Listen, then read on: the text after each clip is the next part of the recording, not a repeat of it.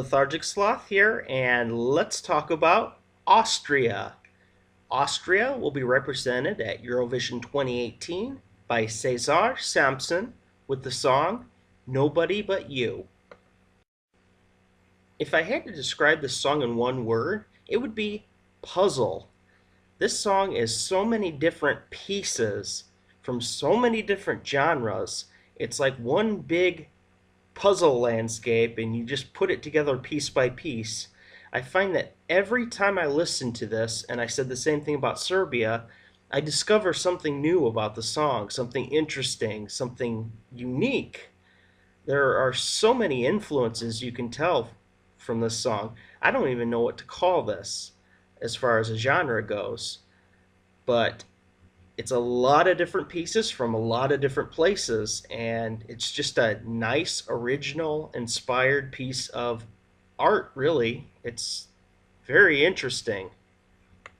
As I mentioned with Belgium's Scenic, I was really in anticipation for that song, and I would say I equally was in anticipation of this song from Cesár Sampson.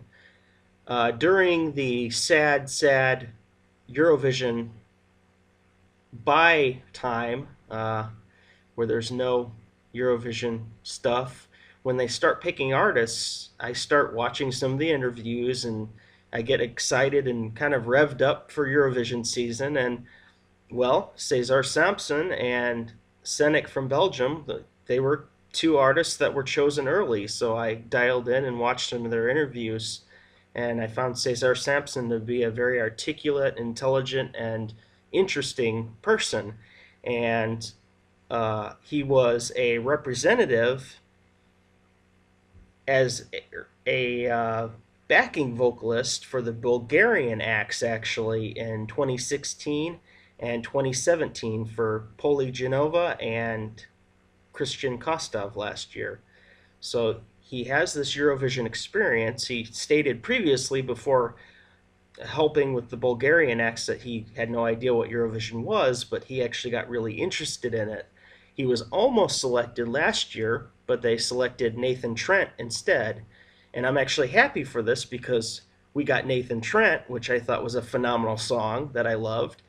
And then we got Cesar this year, so we got exposed to both artists. And I'll just say that I'm very impressed. Cesar said that it's not going to be what you expect, that it's not a typical R&B song that people might expect from his style of music, and he absolutely delivered on that. It's a little bit of everything. You can tell when listening to it that it is inspired by gospel. It's got inspiration from R&B. It's got inspiration from pop. It's got a little bit of everything. There's a little jazz twang to it. It's just a very eclectic piece of music for sure. Nobody But You was composed by Boris Milanov and Sebastian Arman, and they've been involved in the composition in a lot of the Bulgarian songs, so you can tell that's where a lot of the quality is in this song.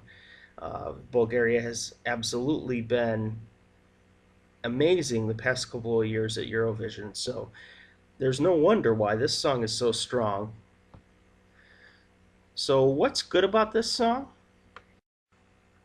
Nobody But You is truly a mix of many different types of music. As I mentioned, it has a touch of gospel, a sprinkle of jazz, a dash of pop, and a bit of R&B. It is an amazing conglomerate of sounds. Cesar has an incredible voice that is very versatile. I knew he'd be good because I've heard some of his other songs. The man can sing and perform live. He's not one that you have to worry about vocally, pending some kind of illness before the competition. Of course, that can happen to anybody. The song has a catchy and memorable chorus, and the addition of the gospel choir in the background gave me goosebumps. The goosebumps stick around for most of the entire song, and this is really the first song that does that this year. A song I love doesn't require that, but that's how I can tell when I really love a song, and Nobody But You accomplishes that. I love songs like this, with a sense of urgency about wanting to keep and hold on to somebody. It's one thing I love about country music. A lot of those songs talk about holding on to love or going for the challenge of holding on to love. Obviously, this is not a country song, but I can relate. This song is sentimental in that the narrator has a sense of realization about the importance of his partner in the song. I don't know about you, but I certainly believe Cesar's conviction. I believe he's great at delivering the message of the song, and I believe him when he's singing about how much his love means to him and his vulnerability about the topic. So, what are some potential problem areas of the song?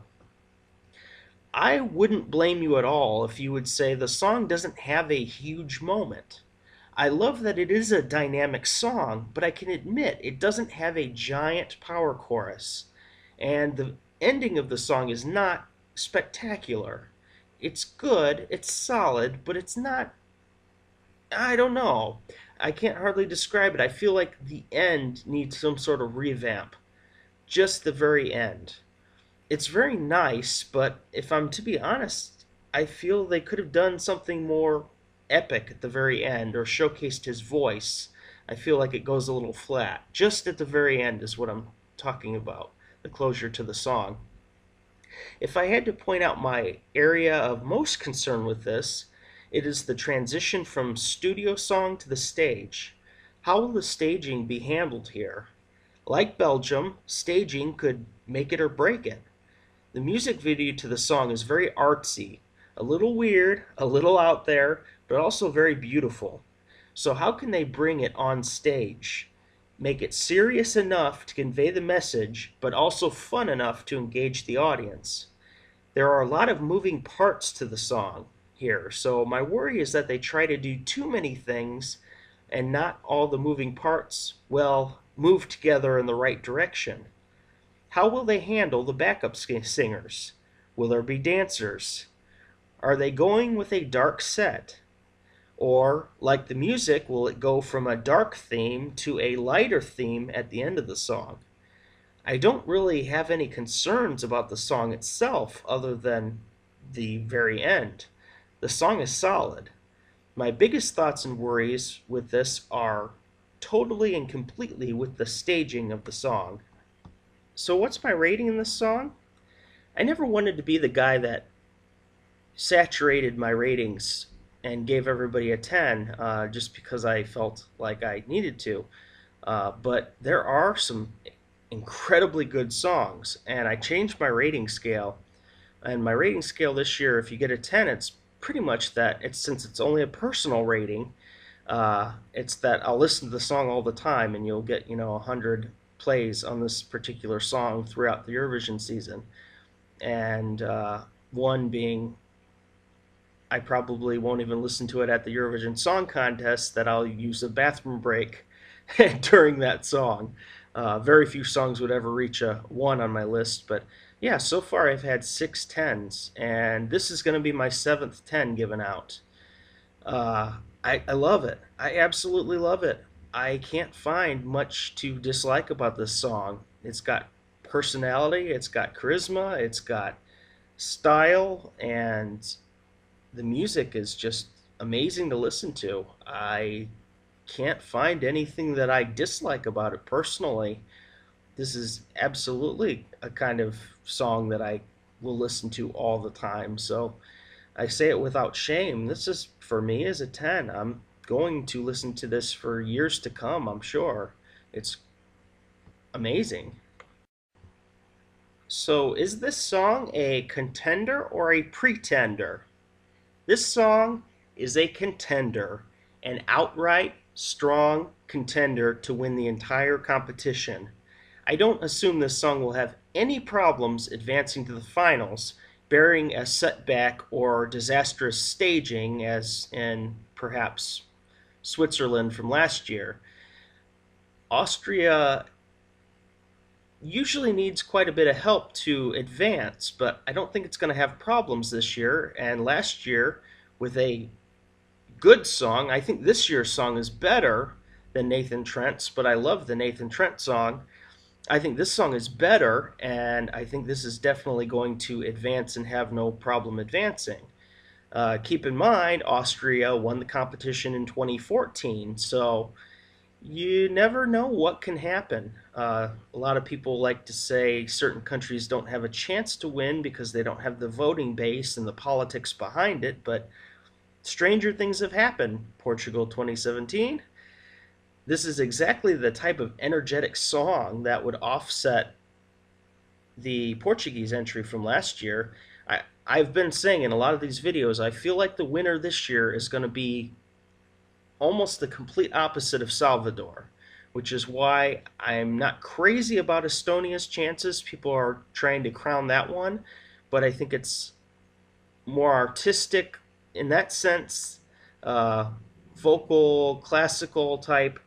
I think it's going to be something different, and this is different enough to be the 180 of Salvador's performance, and still a respectable song. I'm not saying this is a fast food song. I'm going to try not to use those quotes anymore because I think it's demeaning to different genres and styles of music. I think music can be great no matter what genre it is, and it's not lesser just because it's pop or just because it's,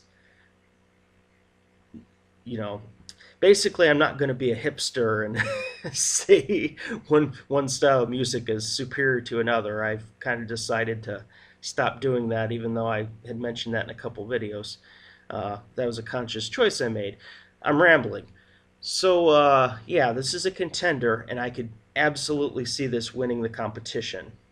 We'll see. I'm very interested in seeing the position the song will get. Austria has been incredibly interesting the past couple of years. I swear, after the We Are the Zeros of Our Time in 2015, 2016 was the revitalization with Zoe and L'On de Sea. It was a beautiful song. I actually underrated the song and didn't pick it to qualify. It was, I think, the only mistake I made in my predictions that year. And it qualified and did very well. And then last year, of course, we got Nathan Trent with Running on Air. That was a song that I really needed to hear at the time. It was so happy and so nice and just a fun, spirited, great song. And this one, Nobody But You, I actually like better than both of the previous two.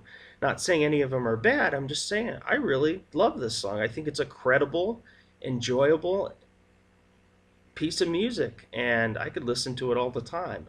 So, again, Austria, I'm on your side. I think you have a great song here, and it's fun and just different. So, good luck.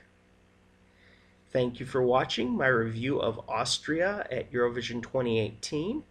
Please subscribe if you're interested in some of my games and such I'll be playing with the Eurovision songs. I currently have a knockout game going on. I only have 3 matches up. They're from the Big Five plus Portugal. So look for those on my channel. All you have to do is go to the video and hit like for one country or dislike for the other.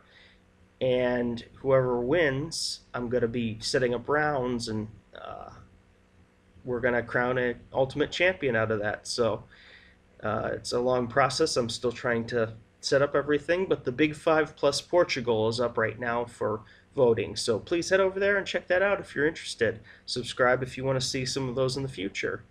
And, well, for now, Lethargic Sloth, out.